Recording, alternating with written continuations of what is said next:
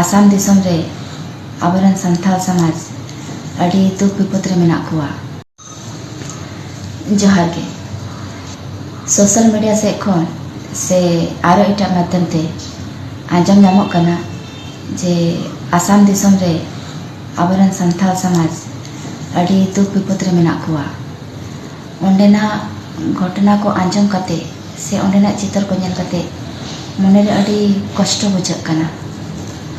ओनाते आबरन MLA MP नेता मंत्री से संथाल समाज कम्युनिटी से आबरन संथाल समाज रेन बया मिसरा से दादा को जतो हटेन जोरती कते निहरआ जे नोंकान दुख विपद रे बन उनको बन तिंगु गड़वा कोमा बुद्धि विवेक ते होयो से टाका पैसा ते होयो जहाना तेगे होयो मेनखान बन तिंगु गड़वा कोमा मा एनखान मा मेन कते गे इना जोहार।